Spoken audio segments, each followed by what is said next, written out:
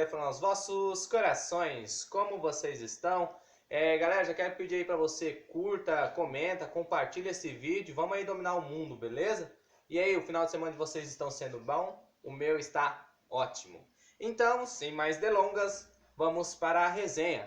Hoje eu quero falar com vocês dessa obra aqui, ó, O Falecido Mattia Pasquale, de Luigi Pirandello. Eu acho que é assim que se pronuncia. Meu italiano não é muito bom, então vai ficar por isso mesmo. Esse livro aqui, ele é uma edição de luxo de capa dura da editora Abril Cultural. Esse exemplar é de 1978 e ele é 2 em 1, que é O Falecido Mattia Pasquale e seis personagens na procura de um autor.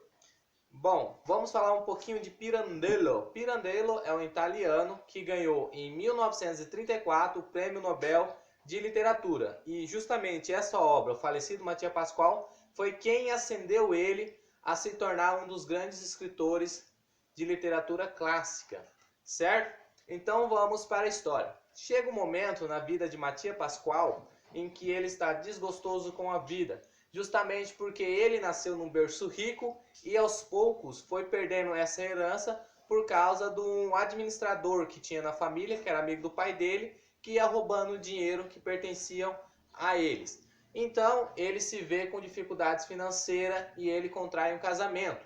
E desse casamento ele tem um casal de gêmeas, tem duas meninas, né? É gêmeas, então tem que ser no mínimo duas, óbvio. E ele se depara com a morte da primeira gêmea logo após algum tempinho ali que ela nasceu. E ele vê também morrer, depois de alguns meses, a segunda gêmea, juntamente com a sua mãe. Morre a gêmea e a mãe quase ao mesmo tempo. Então ele entra numa melancolia profunda. Apesar desse livro ter traços melancólicos, ele não é propriamente um livro melodramático. Ele é um livro onde o escritor ele usa bom humor para narrar a sua triste história, certo? Então, ele recebe ali uma oportunidade que ele estava querendo para escapar da vida. Ele ali na sua depressão emocional, né, naquele seu momento ali para baixo, ele foge, ele decide fugir e ficar uns tempos meio fugido e pensa até mesmo em vir para a América, já que a história se passa em Miragno, uma pequena vila lá na Itália. Então ele decide até mesmo vir para cá, para as Américas, né? Exclusivamente para a Argentina. Só que ele entra ali numa casa de jogos meio que pela sorte, porque ele encontra um caderninho onde ali ensina a jogar um jogo de azar ali que eu não sei pronunciar bem como é que é esse jogo, porque é um jogo antigo, né? Então ele vai jogando aquele jogo de azar, só que ele tem sorte e consegue uma fortuna. E ele vê sua sorte aumentando quando um homem semelhante a ele morre afogado lá na propriedade que era dele. E depois, por ter passado vários dias, não conseguiram reconhecer de fato quem era, dando como aquele cadáver sendo Mattia Pasquale. Então ele decide que aquela morte, que não era dele, mas foi atribuída a ele, seria ali o sinal da liberdade para ele. Então ele se sente livre e com dinheiro. A primeira coisa que ele faz é se mudar para longe e mudar de nome. Ele ali, ouvindo conversas ali de alguns amigos ali, ou de pessoas que estavam no mesmo trem com ele, ele consegue juntar dois nomes, Adriano e o sobrenome Meis. Então ele começa a viver como Adriano Meis, curtindo a sua liberdade.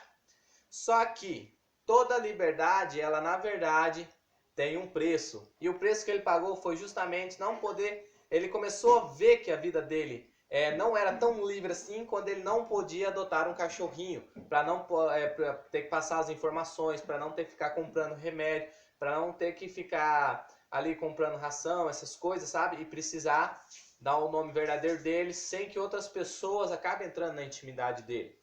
E essa situação piora quando ele simplesmente se apaixona.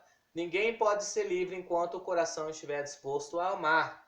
Então ele fica nesse dilema.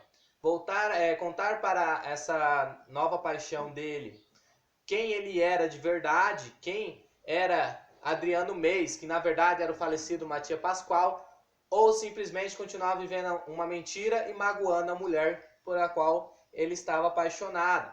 E diante desse dilema, ele vê que não existe liberdade. E o que eu gostei muito nesse livro, que ele trata muito de temas filosóficos. Esse é um livro filosófico. Até a morte do falecido Matias Pascoal, até a morte dele, muitas vezes devemos trazer para a gente como quando nós matamos a nossa identidade, não sabemos quem somos e precisamos nos reencontrar nessa longa existência.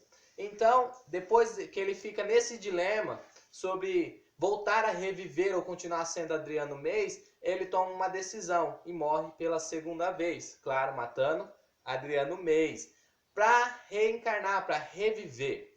E essa história, meus amigos, você tem que ir lendo com calma, ela tem ali seus traços de humor, mas você tem que olhar ela com olhares filosóficos, beleza?